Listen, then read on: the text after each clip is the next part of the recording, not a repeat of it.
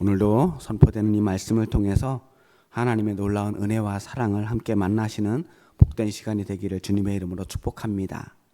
오늘 우리가 읽은 이 요한복음 9장의 말씀은요, 예수님께서 날 때부터 맹인되었던 그 사람을 고쳐주시는 이야기입니다.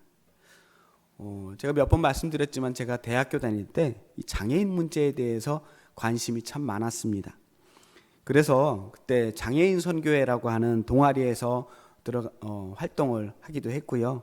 석사학위 논문으로 장애인 선교에 대한 논문을 쓰기도 했습니다. 그때 가장 관심 있게 읽었던 성경 본문 말씀이 바로 이 요한복음 9장의 말씀이었어요. 그리고 제가 그 이후로도 장애인에 대한 설교를 할 때마다 자주 인용했던 말씀이기도 합니다. 이 장애인 문제에 대해서 이 본문처럼 완벽하게 설명해 주는 말씀이 없는 것 같더라고요. 자, 날 때부터 맹인되었던 사람은 과연 누구의 죄 때문에 이런 장애를 가지게 된 것입니까? 라는 이 질문에 예수님께서는 이것은 누구의 죄 때문도 아니다. 오직 그에게서 하나님이 하시는 일을 나타내고자 하시는 것이다 라는 말씀으로 대답해 주십니다. 장애는 죄가 아니라는 거예요. 누구의 죄 때문에 장애가 된 것도 아닙니다. 각 사람마다 전부 다 자신의 쓸모를 가지고 있고 장애와 상관없이 모든 사람들이 다 가치 있는 인생이다 라고 하는 것이죠. 저는 이 요한복음 9장의 말씀을 굉장히 은혜롭게 읽었습니다. 사실은 그동안 이 말씀을 읽을 때마다 저는 제가 가지고 있는 관심사가 있잖아요. 장애인 문제라고 하는 안경을 끼고 이 문제를 계속해서 읽어왔습니다. 그런데 오늘 이 본문을 다시 읽으면서 또 한 가지 질문이 생겼습니다. 예수님께서는 그렇다면 왜 이 기적을 일으키셨을까? 단순히 이 날 때부터 앞을 볼 수 없는 이 사람을 고쳐주기 위함이었을까? 우리가 성경 속에 나타난 예수님의 기적 이야기를 읽을 때마다 우리는 자꾸 그 기적 이야기 자체에 마음을 뺏겨버립니다. 기적 이야기에 집중이 되는 거예요. 병든 사람을 고치고 죽은 사람을 살리고 온갖 초자연적인 사건을 일으키는 것을 보면서 예수님의 능력에 대해서 신기해하고 놀라면서 와, 과연 예수님은 대단하시구나, 예수님의 능력은 놀랍구나 감탄만 하는 거죠. 이런 관점들은 사실 그 당시에 예수님 곁에서 그 기적을 바라보던 무리들이나 제자들과 별로 다를 바가 없는 반응이기도 합니다. 자연스러운 반응이에요. 하지만 예수님께서 그 당시에 사람들에게 기적을 일으키신 것은 단순히 자신의 능력을 드러내고 뽐내기 위해서 기적을 일으키신 것은 아닐 거란 말이죠. 그 기적을 통해서 우리에게 뭔가 하시고 싶은 이야기가 있는 거예요. 어떤 메시지를 전하기 위해서 그 기적을 행하시는 겁니다. 성경이 우리에게 보여주려고 하는 것은 기적 그 자체가 아니라 그 기적이 우리에게 말하고 있는 하나님의 메시지입니다. 그래서 오늘 우리가 요한복음 9장을 읽을 때에 그 예수님이 우리에게 전하려고 하는 그 메시지가 무엇인지 그 메시지를 중심으로 한번 읽어보자는 것입니다. 한 사람이 있습니다. 태어날 때부터 눈이 보이지 않았어요. 단 한 번도 어머니의 얼굴을 본 적이 없습니다. 세상이 어떤 색과 어떤 모양을 가지고 있는지 알지 못하는 사람이에요. 사실은 한 번도 뭔가 본 적이 없기 때문에 본다는 게 무엇인지조차도 그 개념 자체를 알지 못합니다. 이 사람은 태어날 때부터 어둠으로 이루어진 세상에서 살고 있었어요. 처음부터 그렇게 살았기 때문에 그 어둠이라고 하는 세상에 익숙해 있는 사람입니다. 이 사람은 세상을 눈으로 보는 것이 아니라 귀로 듣고 손으로 만지고 냄새를 맡으면서 느끼는 것이었습니다. 자신이 왜 그렇게 태어났는지 알지 못합니다. 그냥 태어날 때부터 그렇게 살아온 겁니다. 그런데 자신은 그렇게 살아왔는데 주변 사람들이 자신을 대하는 태도가 달라요. 사람들은 이 사람을 향해서 손가락질합니다. 아니, 저 사람은 무슨 죄를 저질렀길래 저렇게 앞을 보지 못한 채로 태어났을까? 아니, 갓난아기가 죄를 지으면 얼마나 지는다고 저런 힘든 고난을 감당해야 할까? 태어나면서부터 그렇게 되었다면 저 사람이 죄가 있는 것이 아니라 이 사람의 부모가 잘못해서 벌을 받는 것은 아닐까? 예수님의 제자들도 마찬가지였습니다. 2절 말씀 보니까 제자들이 물어 이르되 랍비여, 이 사람이 맹인으로 난 것이 누구의 죄로 인함이니까? 자기이니까? 그의 부모이니까? 이런 질문에 깔려있는 그 생각이 있어요.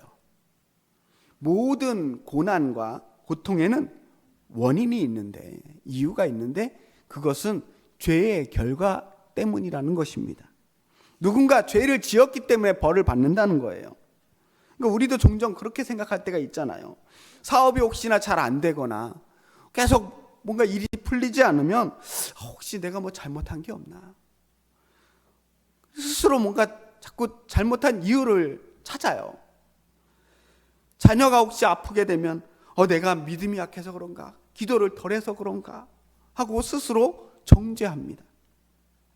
다른 사람들이 어떤 고난을 당할 때도 마찬가지예요. 너무나 쉽게 그거 기도 안 해서 그래. 그 예배 잘 안 다녀서, 예배를 잘 안 나와서 그래. 믿음이 부족해서 그래. 라고 말하는 경우들을 자주 듣게 됩니다. 그런데 이런 생각은 굉장히 잘못된 신앙이에요. 언뜻 들으면 이렇게 말하는 사람들이 믿음 굉장히 좋아 보이잖아요. 하지만 이렇게 말하는 사람은 하나님을 우리에게 고난 주시는 분, 벌 주시는 분으로만 생각하고 오히려 우리의 모든 고난과 불행을 하나님의 책임으로 돌리는 사람이에요. 그럼 예수님의 대답을 한번 들어볼게요. 3절 말씀입니다. 우리 같이 읽어볼까요? 예수께서 대답하시되 이 사람이나 그 부모의 죄로 인한 것이 아니라 그에게서 하나님이 하시는 일을 나타내고자 하심이라. 아멘.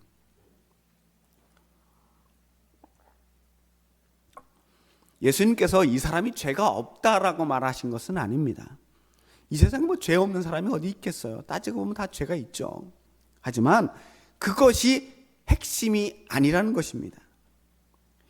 인간의 그 고난과 죄가 서로 관계가 있다라고 하는 이 프레임에서 벗어나 버리는 거예요. 인간의 고난을 사람의 죄와 결부시켜서 생각하지 말자는 겁니다. 그게 중요한 게 아니다. 지금의 고난을 과거의 어떤 사건에서 원인을 찾는 것이 무슨 의미가 있습니까? 지금 중요한 것, 내가 지금 고난받는 상황에서 정말 중요한 것은 지금 이 상황에서, 이 고난받는 상황에서 내가 할 수 있는 일이 무엇인가? 나는 어떻게 해야 되는가? 또한 지금 이 상황에서 하나님께서 하실 일이 무엇인가? 하나님이 도와주실 일이 무엇인가? 그게 중요한 거 아니겠어요?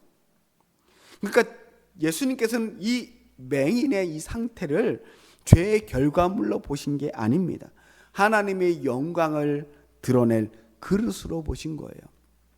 지금 이렇게 이 사람이 힘들고 고난스러워 보이지만 이 사람을 통해서도 하나님께서는 반드시 일하시고 보여주실 일이 있다라고 하는 거예요. 이 사람의 인생이 가치 있는 인생이라는 겁니다. 똑같은 현실에서 예수님께서는 바라보는 방향이 달랐어요. 사람들은 묻습니다. 왜 이런 일이 일어났습니까? 근데 예수님께서는 그렇게 묻지 않으세요. 대신 이렇게 말씀하십니다. 이 일을 통해서 하나님이 무엇을 하실 것인가? 과거에 묶여 있는 사람들은요, 미래를 바라볼 수가 없습니다. 앞으로 나아갈 수가 없습니다. 정말 어둠이라고 하는 것은 눈이 멀어서 오는 게 아닙니다. 눈이 있어도 하나님을 바라보는 이 시선 자체가 사라질 때, 하나님을 바라보지 못할 때, 그때 우리 인생에 어둠이 찾아오는 거예요. 제자들은 눈이 있었지만 이 사람 앞에서 죄의 원인만을 찾고 있었습니다. 그런데 예수님은 이 사람 앞에서 하나님의 가능성을 찾고 계셨어요. 그리고 예수님은 이 맹인의 눈을 뜨게 해주십니다. 6절 7절 말씀입니다.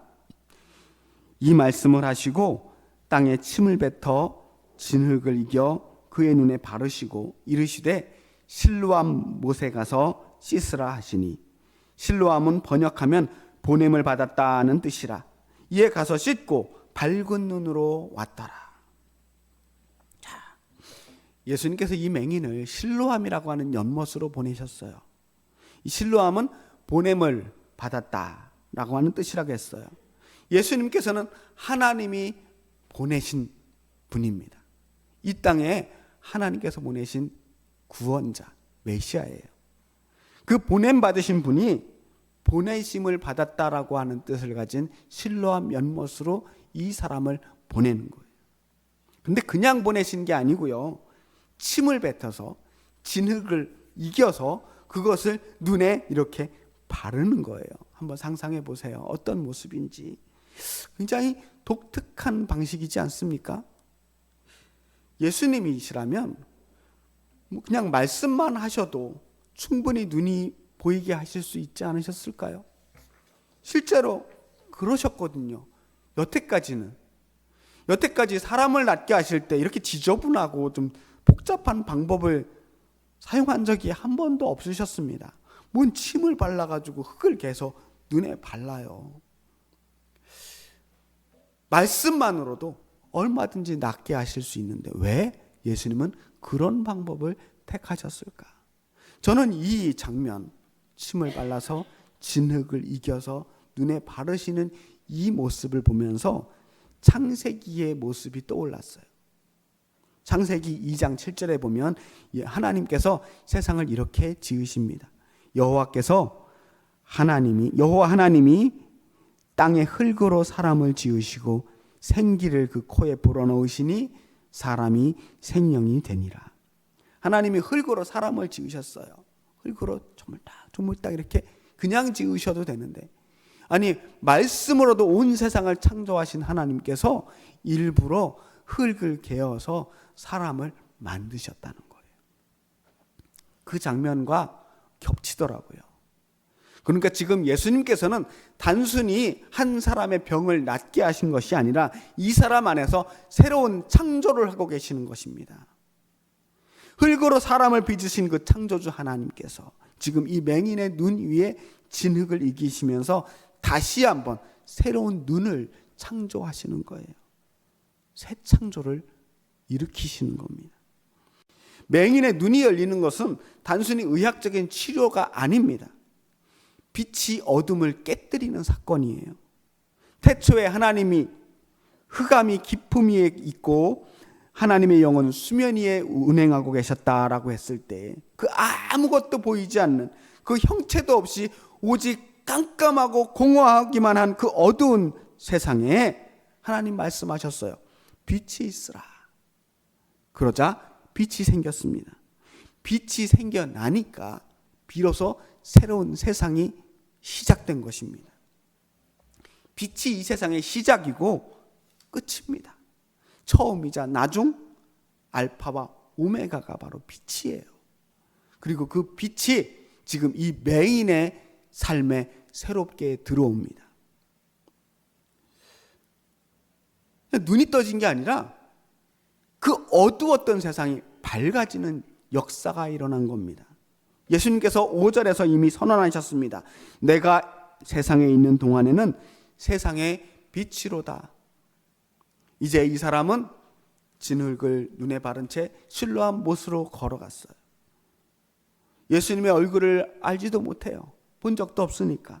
그냥 시키신 대로 실로암 못에 걸어갑니다. 그리고 눈을 씻었을 때 밝은 눈으로 돌아옵니다. 태어나서 처음으로 세상을 보게 되었어요. 하늘을 보고 사람을 보고 빛을 보게 됩니다. 한번 상상해 보세요. 평생 어둠 속에 살던 사람이 처음으로 빛을 보게 되었어요. 처음으로 자기 손을 자기 눈으로 보게 된 거예요. 처음으로 구름을 바라보게 됩니다. 사람들의 모습을 처음으로 눈으로 보게 되었어요. 세상이 달라진 겁니다. 이 사람에게는 새로운 세상이 열린 겁니다. 새로운 세상이 창조되는 순간이었어요. 상상도 할 수 없었던 새 세상이 시작되었습니다. 우리 사랑하는 성도 여러분, 예수님 믿는다는 게 이런 것 같아요. 새로운 세상이 열리는 거. 예수님을 만나는 순간 새로운 세상이 열리는 겁니다. 전에 보이지 않았던 것들이 보이기 시작하는 거예요. 하나님이 보이기 시작하고 진리가 보이기 시작하고 인생의 방향이 보이기 시작합니다. 전에는 그냥 지나쳤던 말씀들이 내 마음에 파고 들어오게 됩니다. 그냥 귀로 듣던 찬양이 내 마음을 울리게 됩니다. 전에는 그저 우연히 일어났던 일들로 보였던 일들이 하나님의 은혜와 하나님의 섭리로 보이기 시작합니다. 이것이 바로 에베소서 5장 8절이 말하는 변화예요. 너희가 전에는 어둠이더니 이제는 주 안에서 빛이라. 눈을 뜬 이 사람도 똑같은 이야기를 합니다. 25절 말씀에 대답하되 그가 죄인인지 내가 알지 못하나 한 가지 아는 것은 내가 맹인으로 있다가 지금 보는 그것이니라.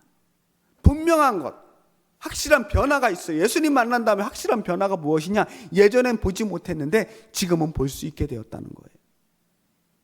자기 몸으로 직접 체험한 가장 확실한 사실이었습니다. 이게 율법적으로 옳고 그른지 잘 몰라요. 그건 중요하지 않습니다. 중요한 것은 내가 예전엔 보지 못했는데 지금은 본다는 사실이었습니다. 예전엔 어둠 속에 있었는데 지금은 빛을 보게 되었다는 것입니다. 자, 이럴 역사적인 순간에 이 사람들 앞에 바리새인이 등장합니다. 바리새인들은 사실 이 사람이 눈을 뜬 사실 자체에 대해서는 관심이 없어요. 예수님이 하필이면 이 사람을 안식일에 고쳤다라고 하는 이 사실에만 관심이 있습니다. 안식일에 사람을 고쳐? 이거 불법 아니야? 이거 율법에 어긋나는 일 아닌가? 그게 거슬리는 겁니다. 근데 한편으로는 안식일을 범하는 죄인이 어떻게 이렇게 놀라운 기적을 행했을까? 이것 또한 헷갈리는 일이기는 했어요. 자, 이 사람들은 이 사건에 대해서 정확히 알 수가 없었습니다. 이 사람들은 율법을 알았어요. 성경도 알고 하나님도 알았어요. 그런데 예수님을 알아보지 못했습니다. 자신의 눈으로 보이는 것을 거부하고 오직 가지고 있는 자신의 지식의 틀로만 판단하려고 합니다. 그래서 자신들은 누구보다 세상을 정확하게 볼 수 있다고 생각했지만 사실은 이 사람들은 율법이라고 하는 렌즈를 통해서만 세상을 보는 사람들이었습니다. 자신들이 빛 가운데 있다고 생각했지만 사실은 이 사람들이야말로 어둠 속에 있는 사람들이었습니다. 그래서 바리새인들은 이 새롭게 눈뜬 이 사람을 용납하지 못하고 내쫓아 버립니다. 그때 이 쫓겨난 사람에게 예수님이 찾아오십니다. 예수님 묻습니다. 내가 인자를 믿느냐? 여기서 인자라고 하는 것은 사람의 아들이라고 하는 뜻을 가지고 있어요. 사람인의 아들 자자. 사람의 아들.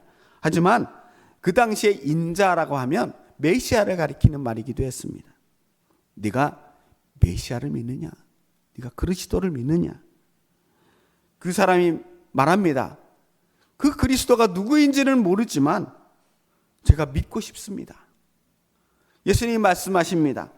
네가 그를 보았거니와 지금 너와 말하는 자가 그이니라. 너 그 사람 이미 봤어. 사실 내가 바로 그리스도야. 내가 메시아, 인자야 라고 말씀하십니다. 그러자 그가 그 자리에 엎드려서 말합니다. 주여, 내가 믿나이다. 예수님을 믿기로 결단하고 주님 앞에 무릎을 꿇고 엎드립니다. 그때 예수님께서 이렇게 말씀하십니다. 39절 말씀입니다. 예수께서 이르시되 내가 심판하러 이 세상에 왔으니 보지 못하는 자들은 보게 하고 보는 자들은 맹인이 되게 하려 함이라 하시니. 오늘 이 말씀이 오늘 말씀의 가장 핵심 메시지예요. 눈을 뜬 사실이 중요한 게 아니라 단순히 한 사람의 눈을 뜰어 뜨게 하려고 이 기적을 일으킨 게 아니라 이 말씀하시기 위해서 기적을 일으키신 거예요. 예수님께서 어둠 속에 빛으로 오셨습니다. 그리고 어떤 사람에게는 눈을 열어주십니다. 그리고 어떤 사람에게는 그 사람이 얼마나 지금 앞을 보지 못하고 있는지를 깨닫게 하십니다. 보지 못한 사람을 보게 하는 것, 어두운 세상에 빛을 주시는 것, 그것이 예수님이 이 땅에 오신 이유예요. 근데 심판하러 오셨다고 했잖아요. 심판이 무엇인가? 심판의 핵심은요, 누가 착한 사람이고 누가 나쁜 사람인지, 누가 악한 사람이고 누가 정의로운 사람인지를 가리는 게 아닙니다. 누가 보는 사람이고 누가 보지 못하는 사람인지를 가려내는 것이 심판이라고 말씀하시는 거예요. 40절 말씀에 보면요, 바리새인들이 비꼬듯이 이렇게 말합니다. 우리도 맹인이냐? 우리가 당신을 알아보지 못하니 우리도 맹인이냐? 라고 말합니다. 그때 예수님 대답이 굉장히 묵직해요. 9장 말씀이 이렇게 마지막을 끝냅니다. 너희가 맹인이 되었더라면 죄가 없으려니와 본다고 하니 너희 죄가 그대로 있느니라. 차라리 너희가 맹인이었으면 죄가 없었을 텐데, 앞을 보지 못하면서도, 바로 앞에 있는 메시아를 알아보지 못하면서도 스스로 본다고 생각하는 당신들이야말로 정말 맹인이고 정말 죄인이구나. 바리새인들은 스스로 자신이 앞을 보지 못함을 드러냅니다. 누구보다 율법을 잘한다고 생각했던 그 바리새인들, 율법의 눈으로 세상을 정죄하고 심판했던 그 사람들이야말로 죄인이라는 것입니다. 스스로 본다고 말했기 때문에 오히려 눈을 뜰 기회를 잃어버린 거예요. 그래서 여전히 죄 가운데 있게 됩니다. 보인다고 하는 확신, 다 안다고 하는 이 자만, 나는 괜찮다고 하는 그 안도, 더 이상 배울 것이 없다고 하는 교만, 이런 것들이 영적인 맹인의 증상입니다. 눈이 없는 게 아니라 마음이 닫혀버린 사람들이에요. 그 사람들은 예수님이 누구인지 보려고 하지 않았습니다. 이미 자신들은 다 안다고 생각했기 때문에.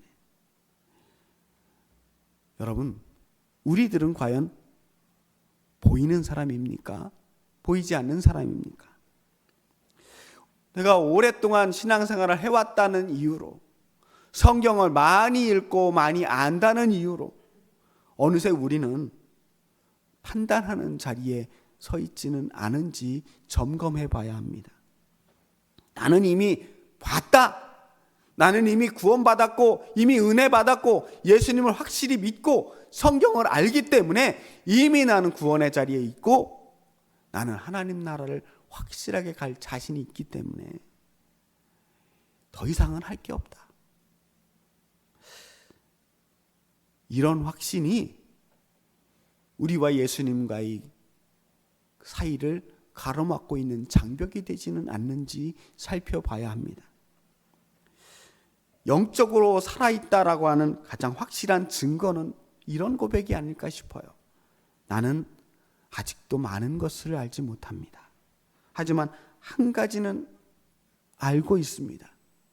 내가 어둠 속에 있었는데 예수님을 만나고 빛을 보게 되었습니다. 이런 고백이 우리의 삶 속에 있어야 되지 않을까 싶어요. 이거면 충분하지 않습니까? 스스로 본다고 확신하는 사람에게는 예수님이 비집고 들어올 틈이 없습니다. 그런데 아직도 못 본다는 사람들, 여전히 어둠 속에서 빛을 갈구하고 있는 사람들, 그 사람에게 예수님이 찾아오십니다. 아까 읽었던 말씀, 에베소서 5장 8절 말씀이에요. 너희가 전에는 어둠이더니 이제는 주 안에서 빛이라, 빛의 자녀들처럼 행하라.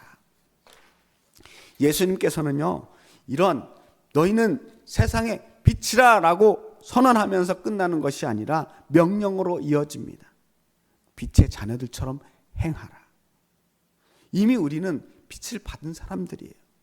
이제 그 빛을 들고 세상으로 나아가서 빛의 자녀들처럼 살아야 하는 겁니다. 그것이 우리의 부름이고 사명입니다. 이제 우리는 그 바리새인의 자리에서 내려와서 맹인의 자리에 서기를 바랍니다.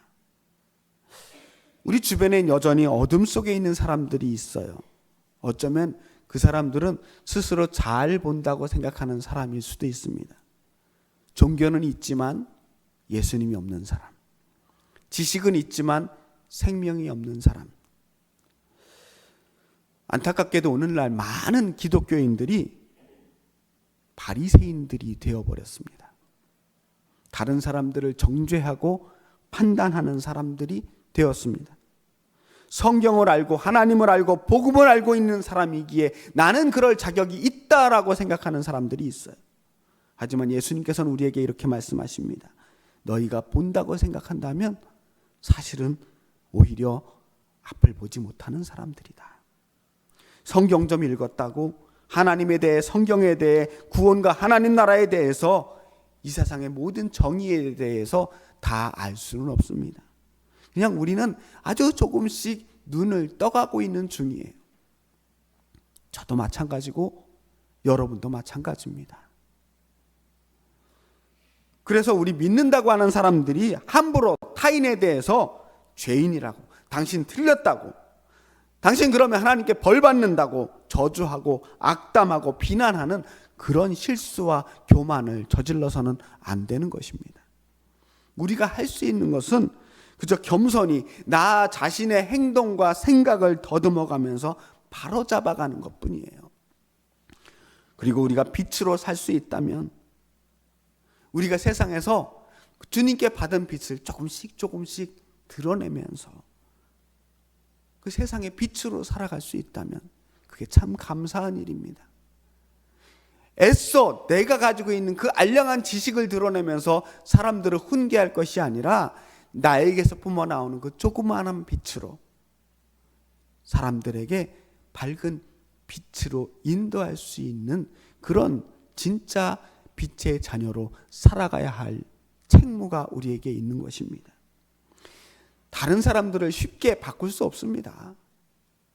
우리가 하는 그 몇 마디의 말로, 그 짧은 몇 마디의 말로, 그 지식으로 그 다른 사람들이 평생 살아왔던 생각과 행동을 어떻게 바꿀 수 있겠습니까? 아무리 그게 바른 소리고 확실하게 진리라고 하더라도 그렇게 쉽게 사람들이 바뀌어지지 않아요. 정말 바꾸기를 원한다면 그 다른 사람에게 내 안에서 품어나오는 그 빛을 조금씩 보여드리는 것밖에는 없는 것입니다. 주님의 은혜로 조금씩 믿음의 눈을 떠가는 우리들이 할 수 있는 최선의 사랑은 우리의 빛을 세상에 나누어 주는 것입니다. 오늘 우리는 바리새인으로 왔지만 이제 맹인의 삶으로 돌아가야 합니다. 아직은 깜깜합니다. 주여 우리에게 빛을 주옵소서. 우리의 눈을 밝혀 주옵소서. 그러한 마음으로 주님께 간절하게 다가갈 때 주님께서 우리를 찾아와 주십니다. 우리의 어둠 속에 빛으로 오신 예수님께서 우리의 눈을 열어주시고 우리의 길을 밝혀주시며 우리의 삶 속에 환한 하나님의 빛으로 충만하게 되는 은혜가 우리 모두에게 일어날 수 있기를 주님의 이름으로 간절히 축복합니다. 기도하겠습니다. 살아계신 아버지 하나님, 우리는 여전히 어둠 가운데 있습니다. 한치 앞을 내다볼 수 없습니다. 우리에게 빛으로 와주신 하나님, 우리의 마음을 밝혀주시고 우리의 삶을 밝혀주시고 빛으로 찾아와 주셔서 우리가 정말 빛의 자녀로 살아갈 수 있도록 도와주시옵소서. 그 빛을 받은 우리들이 세상에서 빛의 역할을 감당할 수 있는 은혜도 허락하여 주옵소서. 예수 그리스도의 이름으로 기도합니다. 아멘.